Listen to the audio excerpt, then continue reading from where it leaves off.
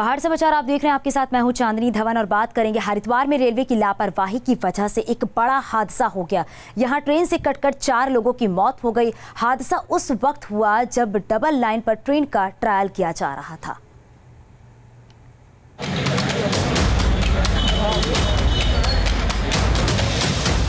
मौत बनकर ट्रैक पर दौड़ी ट्रेन। ट्रायल के दौरान दर्दनाक हादसा। हादसे को लेकर उठे कई सवाल। 4 लोगों की मौत का जिम्मेदार कौन? ये तस्वीरें हरिद्वार के जमालपुर की हैं, जहां पर ट्रेन से कटकर 4 लोगों की दर्दनाक मौत हो गई। ये हादसा उस वक्त हुआ जब रेलवे ट्रैक पर ट्रेन का ट्रायल चल रहा था, लेकिन बताया जा रहा है कि इस ट्रायल की रेलवे ने स्थानीय लोगों को कोई जानकारी नहीं दी। तो उधर घटना के बाद पूरे इलाके में हड़कंप मच गया। चश्मदीदों की माने तो जिस वक्त ये हादसा हुआ उस वक्त ट्रेन की स्पीड करीबन 120 किलोमीटर प्रति घंटा थी। स्पीड उसकी काफ़ी थी, 120 मान कर चलो कम से कम, क्योंकि ट्रायल के तौर पर उसने ट्रेन भगाई दिया। हादसा जमालपुर रेलवे फाटक से 200 मीटर की दूरी पर हुआ। यहाँ पर हरिद्वार लक्सर के बीच डबल रेलवे लाइन बिछाई गई है और इस पर तेज रफ्तार से ट्रेन चलाकर लाइन का परीक्षण किया जा रहा था। वहीं इस घटना पर मुख्यमंत्री त्रिवेंद्र सिंह रावत ने शोक जताया है और घायलों के इलाज की व्यवस्था करने के निर्देश दिए हैं। तो वहीं स्थानीय बीजेपी विधायक ने इस हादसे के पीछे रेलवे की बड़ी लापरवाही बताई है और मुआवजे की मांग की है। इसमें कहीं न कहीं हमारा जो रेलवे विभाग है उसकी बहुत बड़ी गलती है। अगर आज उन्होंने नई रेलवे लाइन का ट्रायल करना था तो कम से कम आबादी का क्षेत्र इसमें अलाउंसमेंट करना चाहिए था। हम चाहते हैं कि इनको मुआवजा दिया जाए और दूसरी बात, जो कॉलोनी के दोनों साइड में दीवारें बनाई जाए, उसके ऊपर तार बाड़ की जाए। फिलहाल जिन लोगों की मौत हुई है उनकी शिनाख्त अभी तक नहीं हो पाई। अभी फिलहाल जो मृतक हैं उनकी शिनाख्त नहीं हो पाई है, हम लोग प्रयास कर रहे हैं। लेकिन बड़ा सवाल ये है कि आखिर रेलवे को जब ट्रायल करना था तो लोगों को इस बारे में सूचना क्यों नहीं दी गई? ट्रायल के दौरान ट्रेन की रफ्तार को देखते हुए सुरक्षा के इंतजाम क्यों नहीं किए गए? ट्रेन के पास घनी आबादी है, ये ध्यान में क्यों नहीं रखा गया? अब जब ये हादसा हो गया है तो बड़ा सवाल ये उठता है कि आखिर 4 मौतों का जिम्मेदार कौन है? हरिद्वार से आशु शर्मा, टीम न्यूज़ स्टेट। आगे बढ़ेंगे। देश भर में कोरोना वैक्सीन का ड्राई रन शुरू हो चुका है। उत्तराखंड में राजधानी देहरादून में कोरोना वैक्सीन का ड्राई रन जारी है। वहीं आज से प्रदेश के सभी जिलों में ड्राई रन की शुरुआत की जा रही है। इसी सिलसिले में उत्तराखंड की डीजी हेल्थ अमिता उप्रेती ने बैठक की। उन्होंने सभी जिलों के सीएमओ को निगरानी रखने के निर्देश दिए हैं। आपको बता दें कि आज से सभी जिलों में हर दिन 2 घंटे तक वैक्सीन का ड्राई रन चलेगा और अभी तक फिलहाल वैक्सीन का ड्राई रन केवल देहरादून के भानेवाल जिला अस्पताल, गांधी रानी, पोखी और खुड़बुड़ा में किया जा रहा था। कल तो पूरे भारतवर्ष में और हमारे प्रदेश में सभी जिलों में ड्राई रन का है, जिस पर हमारे स्टेट ऑब्जर्वर भी मेरे ख्याल से रवाना हो गए हैं और उनकी ड्यूटी लगा दी गई है और डिस्ट्रिक्ट लेवल पर भी ड्यूटी लगी हुई है और हम पूरी तरह से तैयार हैं। और मैं ये उम्मीद करती हूँ कि जो हमारा ड्राई रन है वो बिल्कुल सफल संचालन के तहत सफल होगा। तो ड्राई रन शुरू हो चुका है और ड्राई रन के शुरू होने के बाद तमाम तैयारियां जो है वो भी लगातार की जा रही हैं, क्योंकि आपको बता दें जो मानक बनाए गए हैं उनकी भी यहां पर जानकारी ली जा रही है ताकि जो भी विस्तृत जानकारी है वो मिल सके, जो खामियां हैं वो भी यहां पर मिल सके, जो खामियां हैं उन्हें पूरा किया जा सके। इसलिए आज का दिन बेहद ही महत्वपूर्ण माना जा रहा है। और चलिए आपको बता दें यहाँ पर कि वैक्सीन को लेकर जो तैयारियां हैं वो पूरी तरीके से तैयार हो चुकी है। प्रदेश के सभी जिलों में ड्राई रन होगा और आज से शुरू होगा वैक्सीन का ड्राई रन, क्योंकि इससे पहले जिन भी शहरों में ड्राई रन हुआ है वहां से काफी सकारात्मक जो परिणाम है वो सामने देखने को मिले हैं, क्योंकि अब वैक्सीन से लड़ने के लिए, आपको बता दें कोरोना से लड़ने के लिए वैक्सीन जो है वो पूरी तरीके से तैयार है और तैयारियां जो है वो भी नजर आ रही हैं। लेकिन जो कुछ खामियां नजर आ रही हैं उन्हें भी पूरा किया जा रहा है ताकि उन खामियों को दूर किया जा सके। तो कोरोना पे जंग जीतने के लिए भारत जो है पूरी तरीके से तैयार है। 2 वैक्सीन को आपको बता दें मंजूरी मिल चुकी है। लगातार बढ़ रहे बर्ड फ्लू के मामले को देखते हुए उत्तराखंड पशुपालन विभाग की ओर से सतर्कता बढ़ा दी गई है, जिसे लेकर डीजी हेल्थ अमिता उप्रेती ने पशुपालन विभाग के अधिकारियों के साथ बैठक की और इस दौरान स्वास्थ्य विभाग के आला अधिकारी भी मौजूद रहे। बता दें, पशुपालन विभाग की ओर से ब्लॉक स्तर पर रैपिड रिस्पांस टीम का गठन किया गया है। वहीं रैपिड रिस्पांस टीम के माध्यम से पोल्ट्री फार्म पर निगरानी रखी जा रही है। इस दौरान सभी जिलों के मुख्य चिकित्सा अधिकारियों को सतर्क रहने के निर्देश दिए गए हैं। अभी जो है पशुपालन विभाग वालों से जो है मीटिंग आज करी गई, तो उनके अधिकारीगण आए थे और उनके द्वारा जो भी बर्ड्स जहाँ पर भी दिखी होंगी तो उनका ये कहना था कि हमारी जो एक लैब है NIHSAD भोपाल में है, तो हमने वहाँ पर अपने सैंपल्स भेज रखे हैं और अभी तक किसी प्रकार की इस तरह की कोई रिपोर्ट पॉजिटिव नहीं है। उत्तराखंड में बर्ड फ्लू को लेकर प्रशासन ने अलर्ट जारी किया है। पशुपालन विभाग द्वारा आम लोगों को सूचना देने के लिए एक हेल्पलाइन नंबर भी जारी किया गया है। वहीं प्रदेश के कैबिनेट मंत्री और शासकीय प्रवक्ता मदन कौशिक का कहना है कि अभी उत्तराखंड में इस तरह का कोई मामला सामने नहीं आया है, लेकिन सभी जिलों के अधिकारियों को सतर्क रहने के निर्देश दिए गए हैं। जैसा कि हमको समाचार पत्रों के माध्यम से और Indian veterinary research institute Bareilly में हुई जांचों से पता चल रहा है और साथ ही केंद्रीय चिड़ियाघर प्राधिकरण सेंट्रल जू अथॉरिटी द्वारा हमको एडवाइजरी जारी की गई है कि इस वक्त कोविड-19 के साथ साथ एवियन इन्फ्लुएंजा बर्ड फ्लू का भी प्रकोप हो गया है।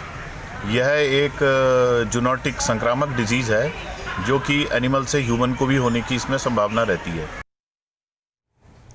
और इसी बीच बड़ी खबर मिल रही है, उसका रुख कर लेते हैं। लोकसभा अध्यक्ष ओम बिरला का आज देहरादून दौरा।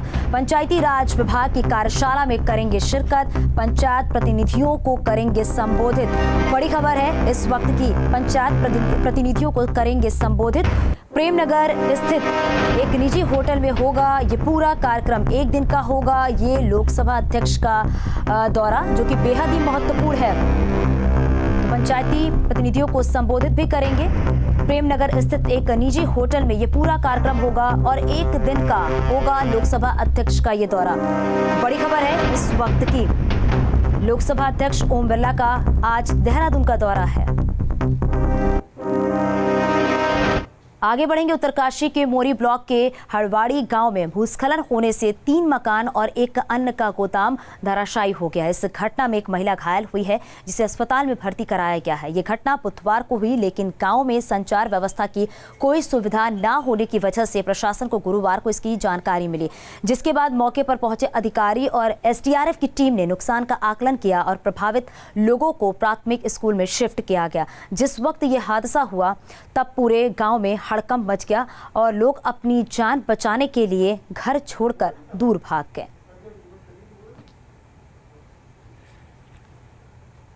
उत्तराखंड के पहाड़ों पर भारी हिमपात जारी है। हर तरफ बर्फ ही बर्फ बिछी है। रुद्रप्रयाग के चोपता में हर तरफ बर्फ की मोटी परत बिछी नजर आ रही है।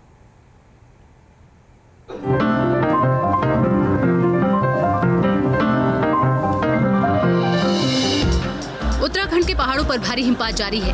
हर तरफ बर्फ ही बर्फ बिछी है। पहाड़ के पहाड़ सफेद चादर से ढके हैं। सड़कों पर बर्फ की मोटी परत जमी है। मिनी स्विट्जरलैंड कहे जाने वाले रुद्रप्रयाग के चोपता में बेहद मनमोहक नजारा है। हर तरफ बर्फ का पहरा है। सड़क पर 2 फीट तक बर्फ बिछी है, तो वहीं घर, मकान और दूसरी इमारतें भी बर्फ से ढकी हैं। भारी हिमपात की वजह से चोपता बद्रीनाथ मोटरमार्ग पर वाहनों की आवाजाही बंद हो गई है। चोपता के दुगल बिट्टी में सीजन की ये दूसरी बर्फबारी हुई है। तुंगनाथ, चंद्रशिला जैसी चोटियां और बुग्याल सफेद चादर से ढक गए हैं। वहीं बर्फबारी का लुत्फ उठाने के लिए बड़ी संख्या में पर्यटक भी पहुंच रहे हैं। हालांकि यहां आने वाले लोगों को सलाह है कि डॉक्टरों से परामर्श के बाद ही पहाड़ों का रुख करें। उनको सांस से संबंधित बीमारी है तो सांस वाली दवाई लेके जाए, अपना ऑक्सीजन लेवल सैचुरेशन वगैरह चेक करके जाए। शुगर वगैरह की पेशेंट है तो अपना यदि इंसुलिन लेते हैं तो इंसुलिन प्रॉपर डोज से लेते हैं, क्योंकि ऊपर आप जब पहुंच जाते हैं बर्फबारी इलाके में तो अचानक आपको गिर लेता, टेम्परेचर नीचे चल जाती है, तो आपकी ये सब समस्या बहुत तेजी से बढ़ सकती है। अब आपको बद्रीनाथ हाईवे की तस्वीर दिखाते हैं। ऐसा लग रहा है मानो ये हाईवे नहीं हिमालय के ग्लेशियर हों। हाईवे पर 3 से 4 फीट बर्फ जमा है। इस बर्फ ने हाईवे पर ट्रैफिक पर ब्रेक लगा दिया है। भारी बर्फबारी के बीच पारा -10 से -15 डिग्री तक लुढ़क चुका है। वहीं हाईवे को खोलने के लिए बीआरओ की टीम जुटी हुई है, लेकिन जमा देने वाली ठंड और बर्फ के बीच ये काम बेहद मुश्किल साबित हो रहा है।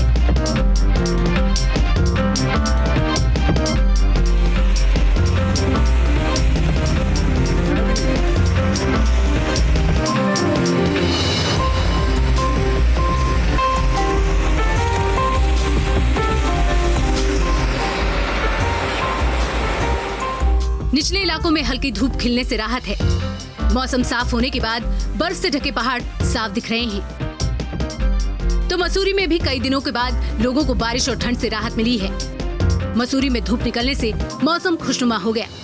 बड़ी तादाद में पहुंचे सैलानी मौसम का लुत्फ उठा रहे हैं।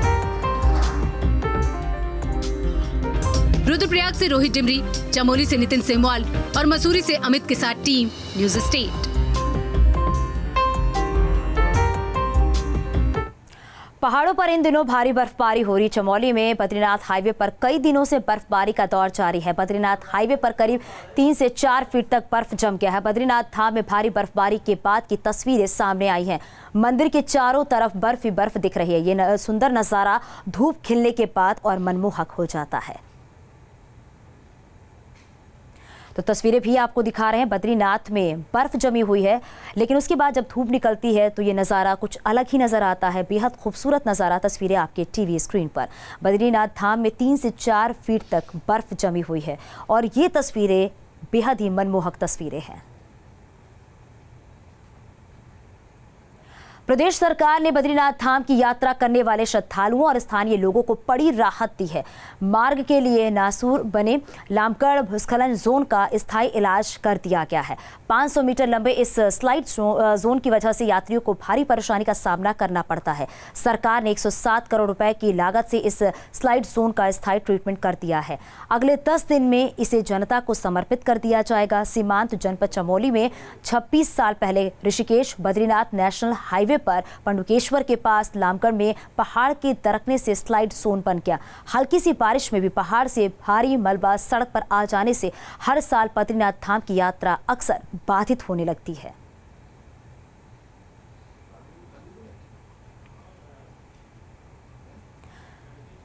तो आपको बता दें कि अब बाधित नहीं होगी यहाँ की जो सड़क यात्रा है। जल्द ही यात्रियों को ये समर्पित किया जाएगा। यात्रियों को थोड़ी राहत मिलेगी, क्योंकि जगह जगह लैंडस्लाइड होने की वजह से यात्रियों को काफ़ी परेशानियों का सामना करना पड़ता है। लेकिन अब यात्रियों को एक बड़ी राहत मिलेगी। आने जाने वाले लोगों को बड़ी राहत है, क्योंकि लैंडस्लाइड की वजह से तमाम दिक्कतें जो होती थी वो सामने आती थी। यात्री जो थे वो फंस जाते थे, और अब प्रशासन की तरफ से जो व्यवस्थाएँ हैं वो दुरुस्त की गई हैं।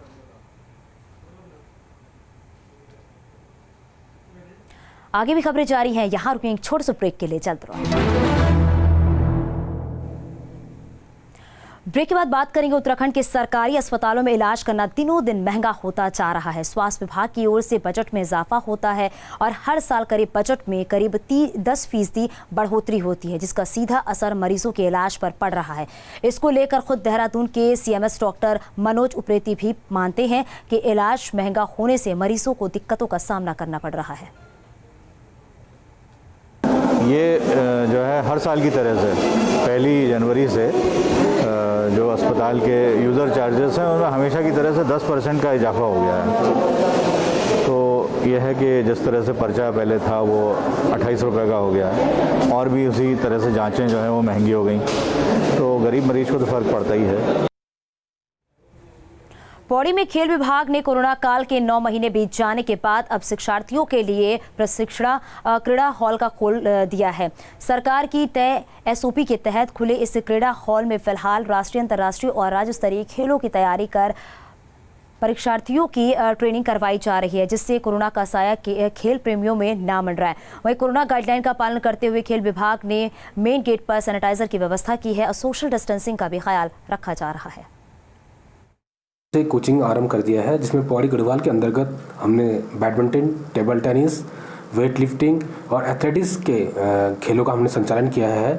SOP के तहत और इसमें हम सर्वप्रथम हम राष्ट्रीय और अंतर्राष्ट्रीय खिलाड़ी और राज्य स्तरीय खिलाड़ी को हम पहली प्राथमिकता हम दे रहे हैं और इनके सेफ्टी के लिए हमने प्रॉपर सैनिटाइजर की व्यवस्था की है और थर्मल स्क्रीनिंग के चेक के दौरान के बाद ही हम कोचिंग में इनकी कोचिंग हम आरंभ कर रहे हैं। रुद्रपुर में 29 दिसंबर को गल्ला मंडी में हुई फायरिंग की घटना का पुलिस ने खुलासा किया है। गल्ला मंडी की एक दुकान में कुछ बदमाशों ने ताबड़तोड़ फायरिंग की थी और फिर व्यापारी से 1 करोड़ रुपए की फिरौती भी मांगी थी। इस घटना के बाद से ही जांच में जुटी पुलिस ने अब 2 आरोपियों को गिरफ्तार कर लिया है। वहीं 2 अन्य आरोपियों के साथ ही 4 शार्प शूटर फरार चल रहे हैं, जिनकी पुलिस तलाश कर रही है। पुलिस के मुताबिक ये फायरिंग की घटना ब्याज में पैसों के लेन देन को लेकर हुई थी।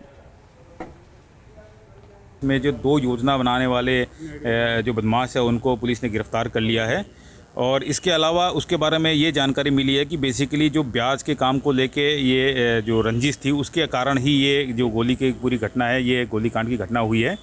इसमें 4 जो शूटर थे, साथ साथ में 2 अन्य जो योजना बनाने वाले थे वो अभी फरार चल रहे हैं। पुलिस उनकी गिरफ्तारी का प्रयास कर रही है। कुंभ मेले की तैयारियों के साथ साथ हरिद्वार प्रशासन की ओर से मकर संक्रांति को लेकर भी तैयारियां जोरों पर हैं।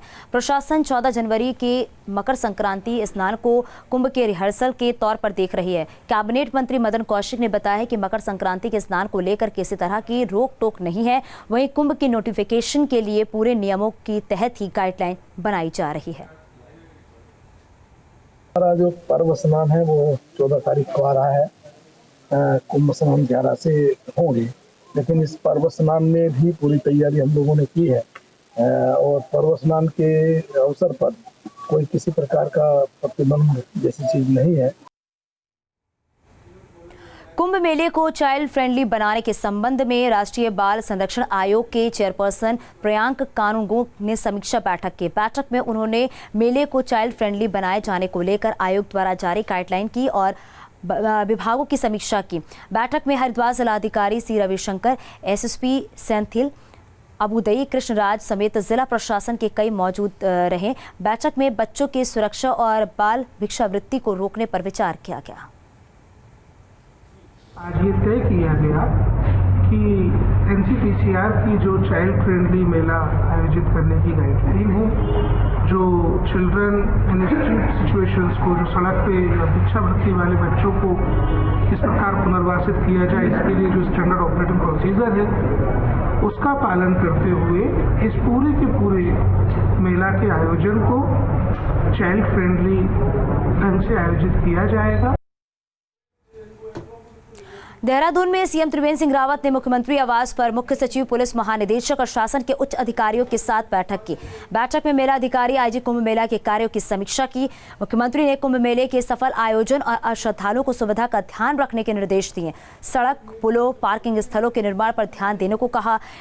उन्होंने इसकी व्यवस्थाओं को 2010 कुंभ के अनुरूप किए जाने की बात कही है। प्रमुख अखाड़ों के प्रमुखों से राय लेकर व्यवस्थाएं करने के आदेश दिए।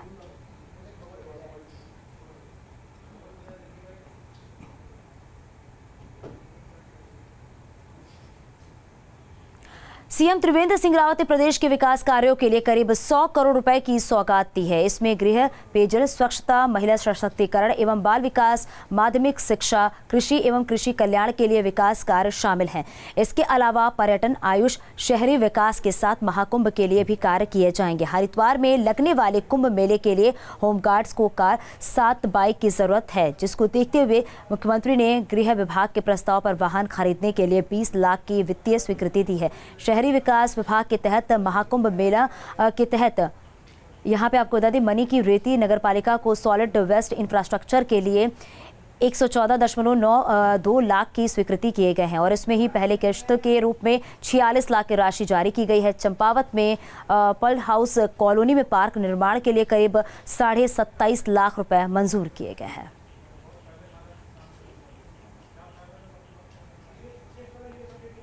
उत्तराखंड कांग्रेस के प्रभारी देवेंद्र यादव पहली बार कुमाऊं के प्रवेश द्वार हल्द्वानी पहुंचे, जहां उन्होंने कार्यकर्ताओं और नेताओं के साथ बैठक की।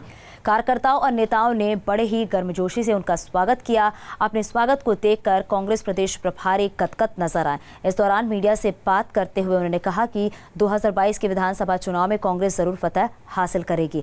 यादव ने कहा कि पार्टी के नेता एकजुट हैं, पार्टी के अंदर किसी भी तरह का कोई मनमुटाव नहीं है, सभी नेता एकजुट होकर पार्टी की मजबूती के लिए काम कर रहे हैं। वहीं नेता प्रतिपक्ष इंदिरा हृदयेश ने कहा कि 2022 के विधानसभा चुनाव में बेरोजगारी, महंगाई और डेवलपमेंट कांग्रेस का मुद्दा होगा।